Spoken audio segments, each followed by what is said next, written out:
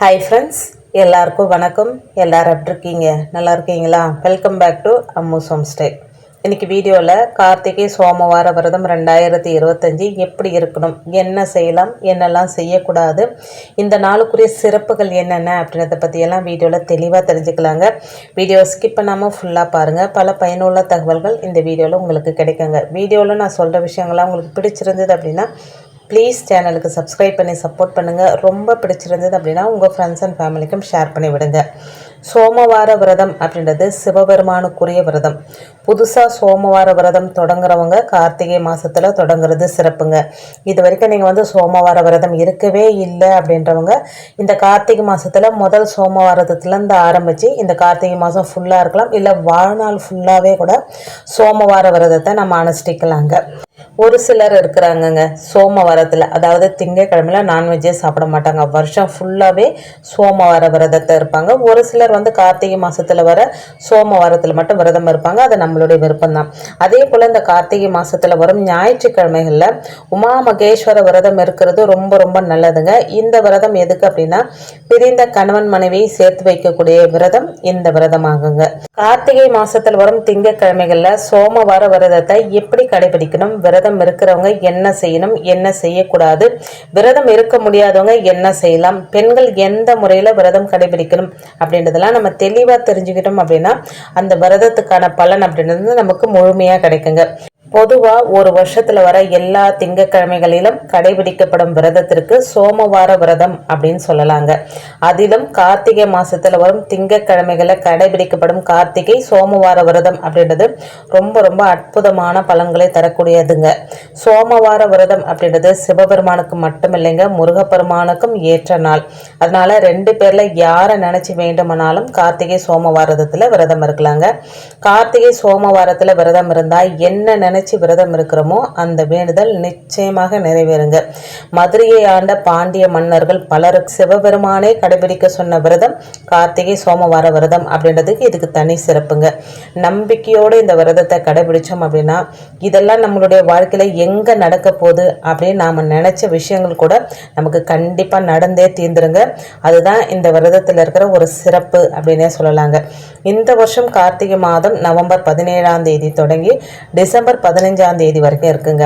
வழக்கமாக கார்த்திகை முதல் நாள் வேற ஒரு கிழமையில பிறக்கும். மார்கழி முதல் திங்கக்கிழமையே கார்த்திகை கடைசி சோமவாரமாக கணக்கில் எடுத்துக்கிட்டு விரதம் இருப்போம்.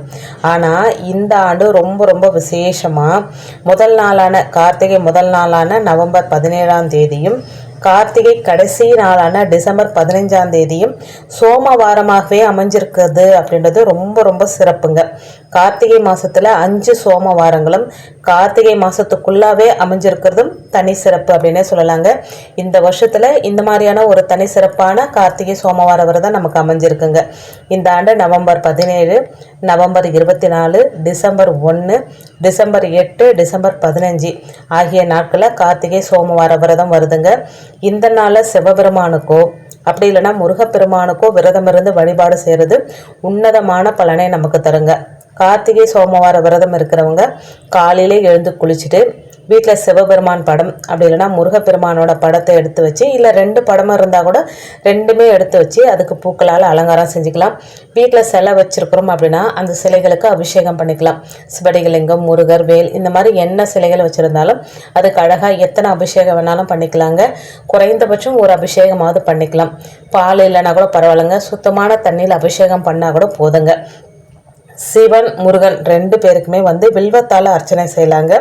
வீட்டில் சிவலிங்கம் இருந்தால் வலம்புரி சங்கில் வீட்டில் இருக்கிற தண்ணியோட கொஞ்சம் பன்னீர் சேர்த்து ஒரு பூ போட்டு ₹1 நாணயத்தை போட்டு சிவனோட பாதத்திலையோ இல்லை முருகருடைய பாதத்திலையோ வச்சுட்டு சிவ மந்திரங்களை சொல்லி வழிபடலாம். கந்த சஷ்டி கவசம் சொல்லலாம். அதுக்கப்புறம் அந்த சங்கில் இருக்கிற தீர்த்தத்தால் சிவனுக்கு அபிஷேகம் செய்யலாம். சிவலிங்கம் இல்லை அப்படின்ற பட்சத்தில் முருகப்பெருமானுக்கும் அபிஷேகம் செய்யலாங்க. கார்த்திகை மாத சோமவாரத்தில் எல்லா சிவன் கோவில் சங்காபிஷேகம் நடத்தப்படுறது வழக்கங்க. இதனால அனைத்து பாவங்களும் இதை நம்ம பார்த்தோம் அப்படின்னா நமக்கு அனைத்து பாவங்களும் நீங்குங்க. சிவலிங்கமோ சங்கோ இல்லாதவங்க சிவபெருமானோட படத்தை வச்சு வெத்தலைப்பாக்கு ஏதாவது நைவேத்தியம் ஒரு கிளாஸ் பால் கூட வைக்கலாங்க, வச்சு வழிபாடு செய்யலாம். சோமவார விரதத்தின் போது சிவபுராணம் படிக்கிறது ரொம்ப ரொம்ப சிறப்புங்க. ஒருவேளை முருகனை நினைச்சு விரதம் இருக்கிறீங்க அப்படின்னா நீங்க என்ன வேண்டுதல் நிறைவேறணும் அப்படின்னு விரதம் இருக்கிறீங்களோ அதற்குரிய திருப்புகளை ஒவ்வொரு திருப்புகளுக்கும் ஒவ்வொரு பலன் உண்டு அப்படின்னு சொல்லுவாங்க. நல்ல வேலை கிடைக்கணும், கல்யாணம் ஆகணும், குழந்தை பாக்கியம் கிடைக்கணும், செல்வம் சேரணும், இதுக்கெல்லாம் ஒவ்வொன்றுத்துக்கும் ஒவ்வொரு திருப்புகள் இருக்குங்க. அந்த திருப்புகளை அதற்குரிய திருப்புகளை நம்ம படிக்கலாம். கந்த சஷ்டி கவசம், கந்தர் அனுபூதி, கந்தல் அலங்காரம், இந்த மாதிரி மந்திரங்களை பாராயணம் செய்யலாங்க. மாலையில வீட்டில் ஷட்கோண கோலம் போட்டு அதில் 6 தீபங்கள் ஏற்றி வாழைப்பழம், பால் இதெல்லாமே படித்து மனதார வழிபட்ட பிறகு விரதத்தை நிறைவு செஞ்சுக்கலாங்க. கார்த்திகை மாசத்தோட 5 சோமவாரத்திலும் விரதம் இருக்கிறது ரொம்ப விசேஷம். சில சந்தர்ப்ப சூழ்நிலைகளால 5 வாரமும் விரதம் இருக்க முடியாதவங்க கார்த்திகை முதல் வாரம் விரதம் இருக்கலாம். முதல் வாரம் கூட மிஸ் ஆயிடுச்சு அப்படின்றவங்க கார்த்திகை மாசத்துல வரக்கூடிய கடைசி வாரத்துல விரதம் இருக்கலாங்க. கார்த்திகை சோமவார விரதம் இருக்கிறவங்க விரதம் இருக்கும் நாள்ல 2 பேருக்காவது அன்னதானம் கொடுக்கலாங்க. ஒருவேளை உங்களால மனுஷங்களுக்கு வாங்கி கொடுக்க முடியல அப்படின்னா நாய்களுக்கோ குருவிகளுக்கோ இல்லை பசுமாட்டுக்கோ கூட தானமா ஏதாவது கொடுக்கலாங்க. அப்படி எதுவுமே கொடுக்க முடியாது அப்படின்றவங்க பக்கத்தில் இருக்கிற கோவிலுக்கு விளக்கேற்றுறதுக்கு நெய் வாங்கி கொடுக்கலாம். நெய்யெல்லாம் வாங்கி கொடுக்க முடியாது அப்படின்றவங்க எண்ணெய் வாங்கி கொடுக்கலாம். 10 மண் அகல் விளக்குகள் வாங்கி கொடுக்கலாங்க. மண் அகல் விளக்கு அப்படின்றது பஞ்சபூத தத்துவத்தை உணர்த்துவதுங்க. அதனால விளக்கை எந்த கோவிலுக்கு வேணுமானாலும் நம்ம தானமாக கொடுக்கலாங்க. நம்ம அகல் விளக்கு வாங்கி கொடுக்கறதுலேயும் ஒரு சூட்சமும் இருக்குங்க. இது மாதிரி நிறைய பேர் வாங்கி கொடுப்பாங்க. 10 அகல் விளக்கு, 100 அகல் விளக்கு கூட வாங்கி கொடுப்பாங்க. அந்த அகல் விளக்கெல்லாம் கோயிலுக்கு வரவங்களுக்கு விளக்கேற்றுறதுக்காக கோவில் நிர்வாகம் ஒரு இடத்துல போட்டு வச்சுருப்பாங்க. நாம் வாங்கி கொடுத்த விளக்கு யாராவது ஒருத்தர் கண்டிப்பாக விளக்கு ஏற்றுவாங்க. அந்த விளக்கில் தீபம் எரிய எரிய எரிய நம்ம வீட்டிலும் செல்வம் பெருகி கொண்டே இருக்கும். நம்ம நினச்சதெல்லாம் நடக்கும், கடவுளோட அனுகிரகம் நமக்கு கிடைக்கும் அப்படின்றதும் அதில் இருக்கிற ஒரு சூட்சமுங்க. இது வரைக்கும் யாருமே சொல்லாத ஒரு விஷயத்தை தான் இன்றைக்கி உங்களோட நான் ஷேர் பண்ணியிருக்கிறேங்க. ஸோ கோவிலுக்கு நம்மளால் முடிஞ்ச அளவுக்கு மண்ணகல் விளக்கு வாங்கி கொடுக்கலாங்க. அதனால நமக்கு நிறைய பலன்கள் உண்டுங்க. அதே போல தாங்க வீட்டில் கூட எத்தனை விளக்கு ஏற்றினாலும், நீங்கள் வெள்ளியில் விளக்கு ஏற்றினாலும் இல்லை பித்தளையில் விளக்கு ஏற்றினாலும் ஒரே ஒரு மண் அகல் விளக்காவது கண்டிப்பாக பூஜை அறையில் ஏற்றணும் அப்படின்னு சொல்லுவாங்க. தினமுமே ஏற்றுற விளக்கில் ஒரு மண் அகல் விளக்கு நம்ம பூஜை அறையில் கண்டிப்பாக இருக்கணுங்க. இதையும் மனசில் நினச்சிக்கோங்க. விரதம் வழிபாட்டு முறைகள் அப்படின்னாலே பெண்களுக்கு ஏற்படுற முக்கியமான பிரச்சனை இந்த மாதவிடாய் பிரச்சனை தாங்க. பெண்களுக்கான சோமவார விரத விதிகள் என்னென்ன அப்படின்னு நம்ம தெரிஞ்சுக்கலாம். என்ன செய்யலாம், என்ன செய்யக்கூடாது. கார்த்திகை மாதத்தோட 5 சோமவாரத்திலும் விரதம் இருக்க முடியாது, மாதவிடாய் வந்துடும் அப்படின்னு நினைக்கிற பெண்கள் என்ன செய்யலாம் அப்படின்னா, மாதவிடாய் வரும் வாரத்தில் மட்டும் பூஜை அறைக்கு போகாமல் வெளியில் இருந்துக்கிட்டே விரதத்தை கடைபிடிக்கலாங்க. விரதத்தை நம்ம முடிச்சுக்கணும் அப்படிலாம் கிடையாது. வெளியில் இருந்துக்கிட்டே அந்த சிவநாமங்களையோ முருகருடைய மந்திரங்களையோ சொல்லிக்கிட்டே நம்ம விரதத்தை கடைபிடிக்கலாம். இல்லை விரதம் இருக்கும்போது கோவிலுக்கு போகணும் அப்படின்னு நினைக்கிறவங்க அந்த வாரத்தை விட்டுட்டு மற்ற வாரங்களில் விரதம் இருந்து வழிபாடு செய்யலாங்க. ஸோ நீங்கள் கவலைப்பட வேணாம். நான் 3 வாரம் ஏற்றிட்டேன், 4வது வாரம் ஏற்ற முடியல, எனக்கு மாதவிடாய் வந்துடுச்சு, எனக்கு ஒரு மாதிரியாக இருக்குது அப்படிலாம் எதுவுமே யோசிக்க வேணாங்க. கோயிலுக்கு பூஜை அறைக்கு போகாமல் வெளியில் இருந்துக்கிட்டே முருகப்பெருமானையோ சிவபெருமானையோ நினச்சி வழிபாடு செஞ்சால் கூட கடவுளோட அனுகிரகம் அப்படின்றது கண்டிப்பாக கிடைக்கும். இயற்கையாக வந்த ஒரு இந்த விஷயத்துக்காக நம்ம கவலைப்படணும் அப்படின்ற அவசியம் கிடையாதுங்க. ஸோ நீங்கள் அந்த மாதிரி வழிபாடு செஞ்சுக்கலாம். கார்த்திகை சோமவாரத்தில் குலதெய்வ வழிபாடு ரொம்ப ரொம்ப விசேஷங்க. சோமவாரத்தில் முழுவதும் உபவாசமாகவும் அப்படி இல்லைனா ஒரு வேளை மட்டும் சாப்பிட்டும் விரதம் இருக்கலாம். அது நம்மளுடைய விருப்பம் தாங்க.